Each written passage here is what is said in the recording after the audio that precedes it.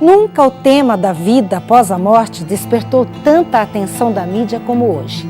As revistas de maior circulação no país trazem este assunto como matéria de capa. As novelas e programas de TV, os filmes do cinema e os livros que tratam deste assunto têm sucesso garantido. As religiões que acreditam na imortalidade da alma crescem no mundo todo. Afinal, por que a doutrina da vida após a morte está se tornando cada vez mais popular? Tem o Espiritismo uma proposta coerente com a Bíblia? Esta é a série Princípios. Assista ao programa Está Escrito e veja se as respostas da Bíblia têm fundamento e se estão de acordo com aquilo que você pensa ou acredita. Hoje o programa está imperdível. Fique agora com Fernando Iglesias.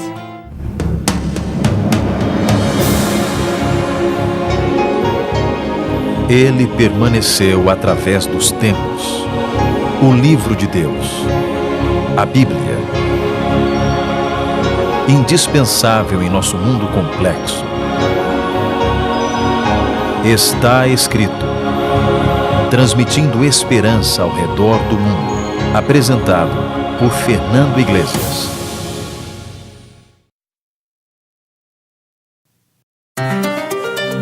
Maurício Braga era um jovem e promissor advogado de 28 anos de idade.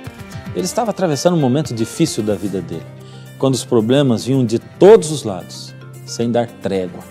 Desesperado, sem saber mais o que fazer e onde encontrar ajuda, solução para os seus problemas, recebeu um conselho e um convite de um amigo para ir conhecer uma casa espírita no bairro de Moema, na cidade de São Paulo. Maurício não gostava muito de demonstrações sobrenaturais. Embora tivesse algum tipo de preconceito a respeito do espiritismo, por estar desesperado naquele momento, acabou aceitando o convite. Eu confesso que a primeira vez que eu fui bastante ressabiado, porque havia, e acredito que ainda haja até hoje, muita questão de achar que uma casa espírita tem muita coisa a ver com macumba.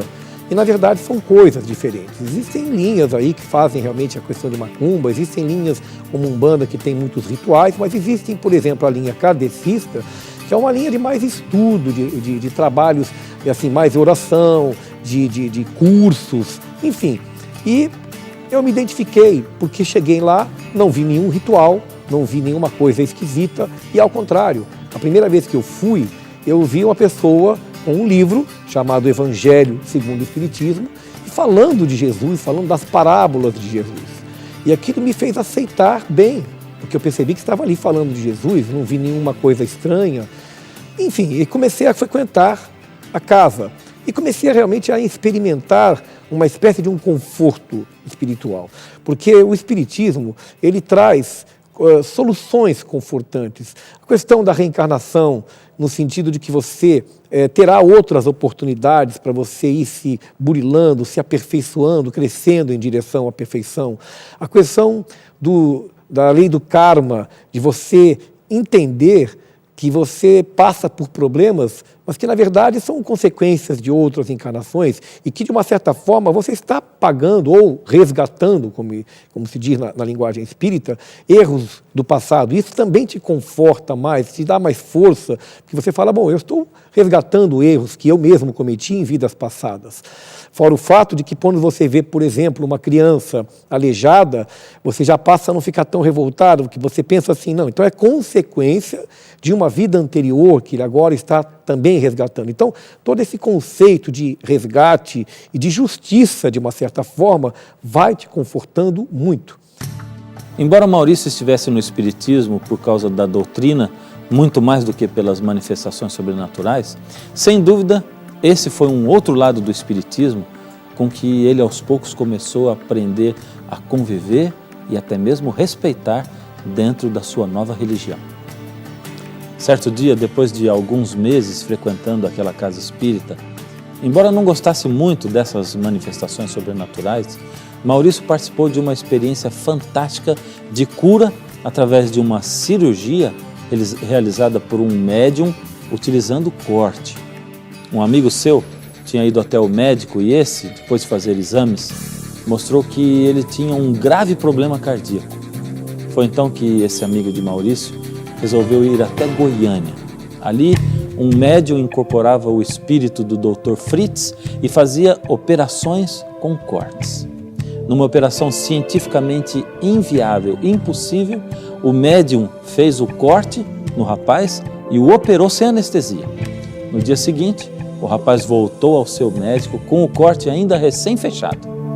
O cardiologista se espantou e disse assim, olha, só pelo corte que eu estou vendo, e estou vendo que esse corte é de hoje, ontem, você não tinha como estar aqui em pé, você tinha que estar numa UTI, toda cheia de tubos e tudo mais.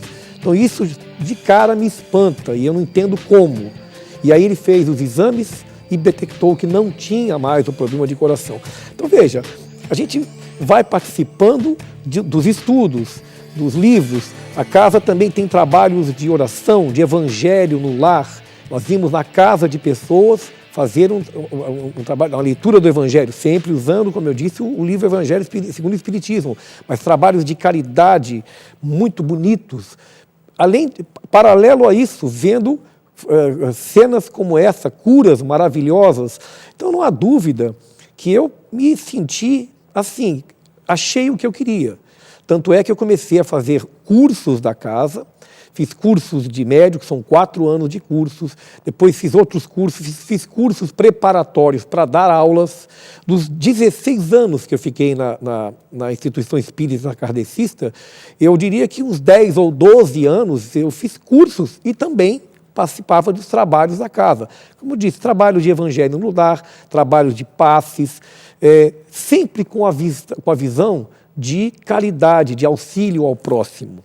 Toda casa espírita kardecista, você quando entra, você encontra uma placa assim, fora da caridade não há salvação. Portanto, o irmão espírita é uma pessoa muito caridosa, é uma pessoa muito preocupada com o outro, em ajudar, em participar de obras de caridade. E todo esse clima realmente nos envolve, nos faz nos sentirmos confortados, nos dava paz, nos dava esperança, e até mesmo uma espécie de um sentido de justiça divina que explicava, de uma certa forma, todos os problemas e males que nós vemos no mundo. Cada vez mais Maurício se interessou pelos livros do Espiritismo. Ele os devorava um após o outro e se maravilhava com a sabedoria expressa nos livros. Após 16 anos de Espiritismo e alguns como professor, ele já havia lido mais de 100 livros, incluindo romances psicografados por Chico Xavier. Foi então que surgiu um desejo muito grande de se aprimorar ainda mais como professor de Espiritismo. O interessante é que eu comecei, no início do ano, eu comecei a dar as aulas usando, como sempre, todos os professores na casa usavam o livro Evangelho segundo o Espiritismo. O livro Evangelho segundo o Espiritismo, para vocês entenderem, ele é um livro assim, ele tem parábolas de Jesus, trechos da Bíblia transcritos no livro. Então ele é baseado, de certa forma, quer dizer, no sentido de que são transcritos os trechos da Bíblia e depois vem a explicação sobre a ótica do Espiritismo. As poucas vezes em que eu cheguei a abrir a Bíblia, eu confesso que eu achava que a linguagem era um pouco complexa, né, um pouco difícil de entender, principalmente a parte do Velho Testamento, tudo mais. Mas eu notei que seria bom, que seria importante eu robustecer a minha aula se eu incrementasse com a Bíblia. Eu olhava para a classe e pensava assim, se essas pessoas verem que eu estou dando a aula da parte evangélica, usando também a Bíblia, eles vão poder se convencer mais ainda de que o Espiritismo é o Consolador prometido, porque é assim que nós entendemos o Espiritismo, que ele é o Consolador prometido em João. E aí foi uma questão muito impressionante, porque eu comecei a procurar na casa, eu tinha 16 anos de casa, mas eu comecei a procurar na casa os professores mais antigos do que eu, pedindo que eles me auxiliassem, porque eu estava achando um pouco confusa a linguagem da Bíblia. E, para minha surpresa, eles falaram, olha, Maurício, a gente não usa aqui a Bíblia e nunca foi necessário, ficar tranquilo que o livro Evangelho segundo o Espiritismo, ele é suficiente, sempre foi para dar a parte evangélica. Mas eu não me conformei. E eu resolvi, então, procurar fora da instituição espírita alguém que pudesse me explicar um pouco de Bíblia. Maurício começou a pensar em quem poderia ajudá-lo a conhecer melhor a Bíblia. De repente, lembrou-se de alguém da família mas havia sérios impedimentos. Anos atrás, Maurício havia sido sócio do seu irmão Mauro Braga, mas aconteceram desavenças entre os dois e eles abandonaram a sociedade e deixaram de falar um com o outro também. O tempo se passou, mas a situação durava alguns anos e continuava a mesma. De vez em quando, os dois irmãos se encontravam em festinhas de família, não dava para evitar, mas nem ao menos se falavam. Acontece que, depois de muito tempo, Maurício ouviu dizer que o seu irmão Mauro havia se tornado religioso e que também se interessava em estudar a Bíblia. Até pouco tempo, o único que se interessava por religião na família era ele, Mauro. Mas ao saber disso, ele ficou feliz pelo irmão e muito mais surpreso por saber que, após algum tempo estudando a Bíblia, o seu irmão agora havia se tornado um professor de Bíblia e dava aulas para várias pessoas. Embora ele agora estivesse precisando da ajuda do irmão para poder aprender a estudar a Bíblia, ele não queria humilhar-se tanto a ponto de pedir que o irmão desse aula para ele. Porém, aos poucos, Maurício venceu o orgulho e telefonou para o irmão. Mas, enfim, chegou um momento que eu resolvi telefonar para ele. Eu imagino o susto que ele não deve ter levado de receber um telefonema do irmão dele, espírita, há 16 anos, com quem ele não tinha mais quase relação, pedindo para ele me indicar alguém que pudesse me dar estudos bíblicos. E ele então me ofereceu ajuda, o auxílio de um amigo comum, um irmão chamado Moisés. E o Moisés então passou aí na minha casa nos domingos à noite e começou a me dar estudos bíblicos. Só que eu descobri que para ele me dar estudos bíblicos na minha casa, no domingo à noite, na verdade o meu irmão saía da casa dele na Vila Mariana, buscava o Moisés em São Roque, levava o Moisés na minha casa em Interlagos, ficava no carro, sem eu saber, 40 minutos orando e depois ele levava o Moisés de novo na casa dele em São Roque e voltava para casa. Aquilo me trouxe um impacto, porque era um irmão que eu não tinha quase mais contato, eu percebi um amor ali inexplicável, e aí eu liguei para ele e falei, não, eu não quero mais que você tenha esse sacrifício. Me diz aonde que você está dando estudos bíblicos, porque eu sei que é aqui no Tatuapé, numa igreja, e eu vou lá. E aí eu comecei a ir na igreja do Tatuapé, e foi a primeira vez que eu pus os pés na igreja adventista do sétimo dia. Maurício simplesmente pensou o seguinte: a Bíblia é a base da minha religião, porque lá eu ensino trechos da Bíblia, textos de pensamentos de Cristo. Então agora eu vou buscar o alicerce da minha religião, vou buscar a base onde Allan Kardec construiu tudo. Só que ao estudar a Bíblia, ele começou a perceber coisas que para ele eram realmente inesperadas.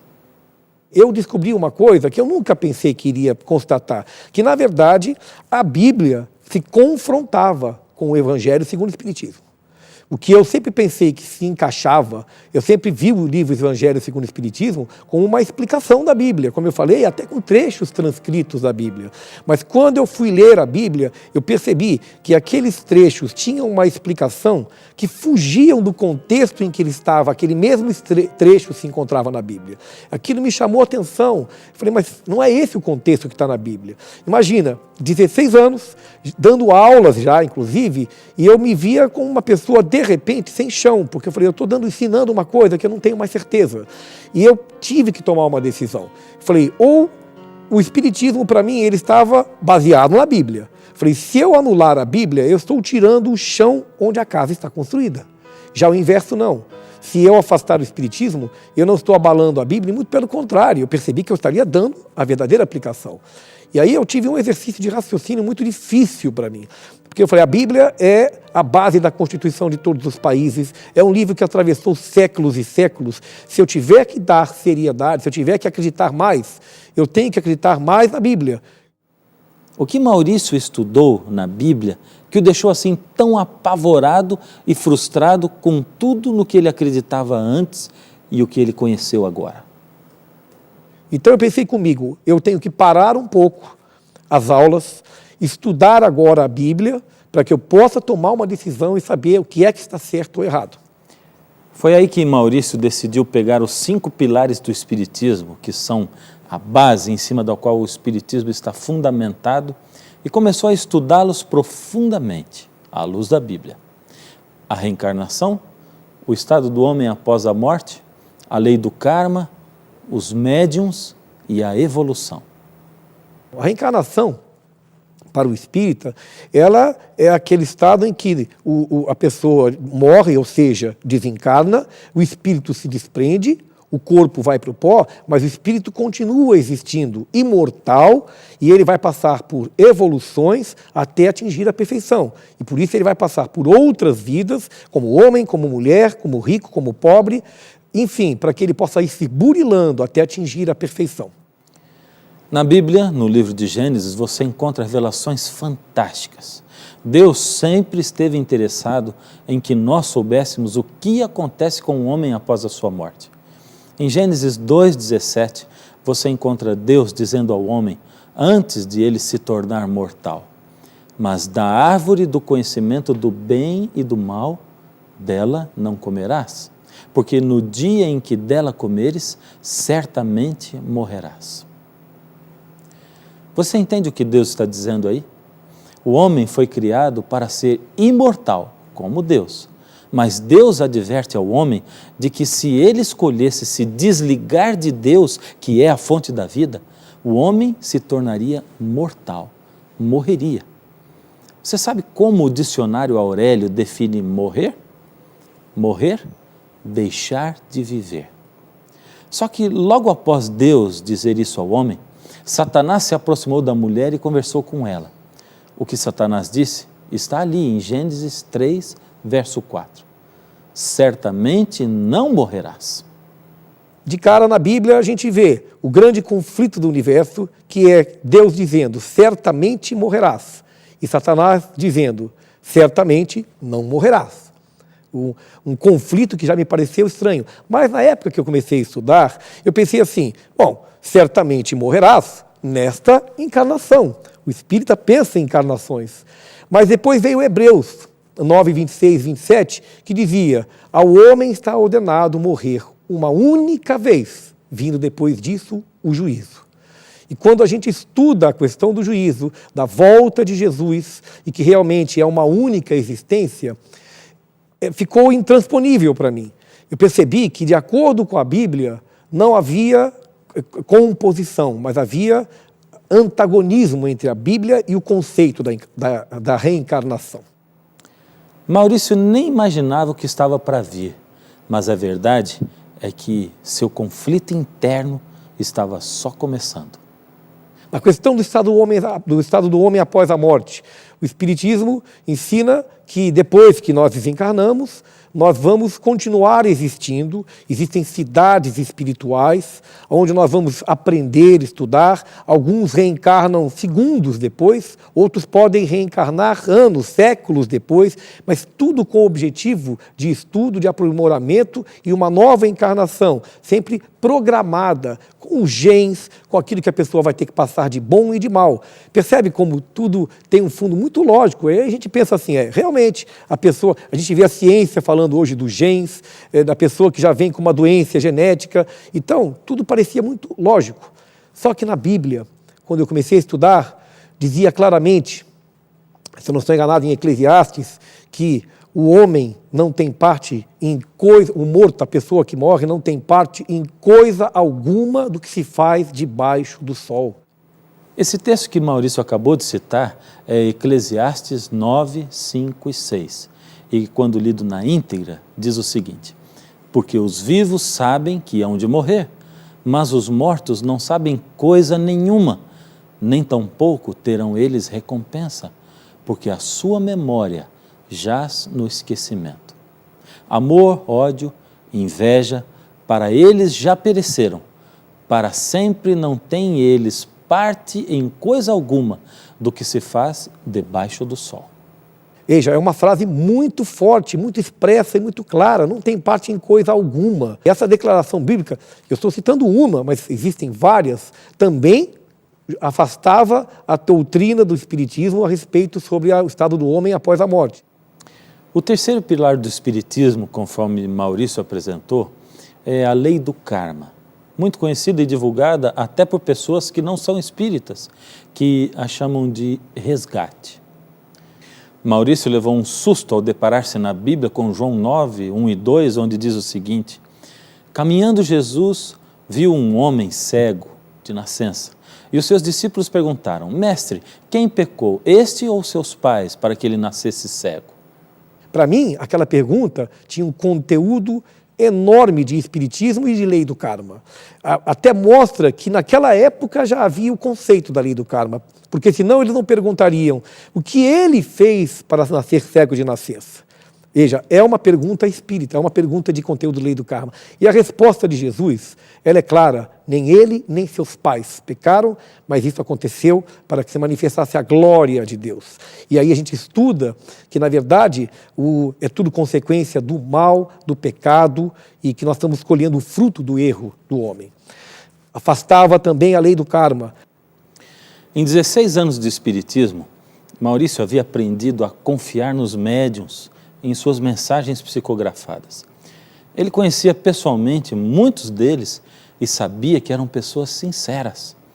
Por isso, a sua confusão aumentou ainda mais quando se deparou com o texto bíblico de Deuteronômio 18, de 10 a 12, onde está escrito: não ofereçam os seus filhos em sacrifício queimados no altar, não deixem que no meio do povo haja adivinhos ou pessoas que tiram a sorte, não tolerem feiticeiros, nem quem faz despachos, nem os médiuns.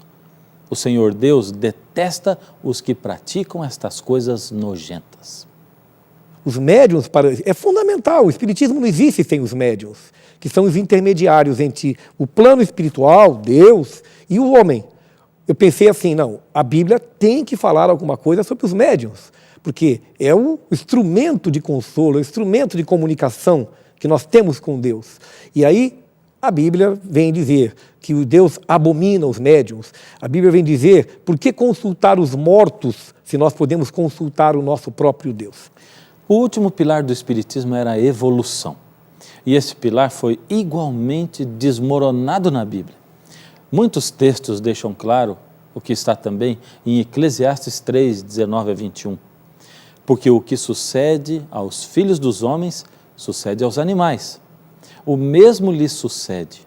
Como morre um, assim morre outro. Todos têm o mesmo fôlego de vida e nenhuma vantagem tem o homem sobre os animais, porque tudo é vaidade. Todos vão para o mesmo lugar. Todos procedem do pó e ao pó tornarão. Quem diz que o fôlego da vida dos filhos dos homens se dirige para cima e o dos animais para baixo, para a terra? Existe uma frase que está em todas as instituições espíritas que diz assim: o espírito nasce no mineral, dorme no vegetal, se agita no animal e acorda no homem. Uma frase profunda, mas que na verdade a gente vem aprender em Eclesiastes, na Bíblia, que tudo o que acontece ao homem se sucede também ao animal. Ou seja, enquanto a doutrina espírita mostra que há uma evolução do espírito pelo mineral, pelo vegetal, pelo animal e finalmente no homem, ou seja, deixando claro, portanto, que o animal é um estado anterior ao homem, o homem é mais evoluído, a Bíblia deixa claro que todos vão para o pó e ao pó tornarão. Eu só estou aqui pensando em você que sempre acreditou na vida após a morte e que está assistindo a esse programa hoje. Eu sei que ainda devem existir muitas perguntas aí na sua mente, como por exemplo, por que tantas pessoas acreditam na vida após a morte, a maioria? Se as pessoas não continuam vivas após a morte, então o que acontece com elas? O que você diz agora, então, dessas mensagens psicografadas, das operações, dos milagres, de pessoas tão fantásticas e tão bondosas como Chico Xavier, por exemplo? E o que você fala sobre pessoas que já estão hoje até gravando e filmando mortos, espíritos, almas, que vêm para dar mensagens aos vivos? Esse assunto é tão importante que nós reservamos 2 programas para podermos falar a respeito dele. Acontece que, nesse momento, enquanto você recebeu esse tanto de mensagens novas aí na sua mente, enquanto você processa, enquanto seu coração parece aí meio apertado com tudo isso que você ouviu, enquanto ele ainda espera o que está para vir, só nos resta orar Orar para Deus, para que Deus possa falar a verdade a você, para que Ele possa interiorizar isso dentro do seu coração. E é isso que eu gostaria de fazer. Que tal orarmos juntos? Incline a sua cabeça onde você está. Deus amado, tome-nos nas suas mãos, Senhor. Que ao ouvirmos a sua verdade, possamos olhar para ela e somente para ela. Senhor, se temos pensado coisas e praticado coisas que não são a verdade ou que não estão corretas, que o Senhor possa trabalhar no nosso coração e operar de tal maneira que o Senhor Deus, o Senhor Jesus, possam ser as pessoas mais importantes para nós e a prioridade na nossa vida. Coloca a sua mão sobre esse seu filho que está aí, essa sua filha, em nome de Jesus. Amém. No programa de hoje, você pôde ver como o advogado Maurício Braga, estudando a Bíblia, descobriu que estava no caminho errado. Mas você deve estar pensando aí, eu gostaria tanto de estudar a Bíblia, mas ela parece tão complicada, eu leio e não entendo nada. Se eu estudar sozinho, logo vou desanimar. Que bom se eu pudesse contar com a ajuda de alguém igual ao Maurício Braga, mas quem? Eu não conheço ninguém para vir até a minha casa. Foi para isso que nós preparamos a revista Princípios. Uma revista ilustrada com linguagem clara e exemplos práticos para fazer você se aprofundar mais na Bíblia de uma maneira simples e objetiva. Essa revista é um presente do Está Escrito para você, totalmente grátis. Você pode agora mesmo fazer contato conosco através do telefone, por e-mail ou caixa postal e solicitar a revista Princípios. Nós estamos esperando por você. Será que Bíblia e Espiritismo se contradizem mesmo? Será que Maurício não cometeu apenas um tremendo engano? E o que acontece com o homem após a morte, segundo a Bíblia, a Palavra de Deus? O próximo programa está imperdível e eu vou ficar aqui, esperando por você. E lembre-se, está escrito, não só de pão viverá o homem, mas de toda palavra que sai da boca de Deus.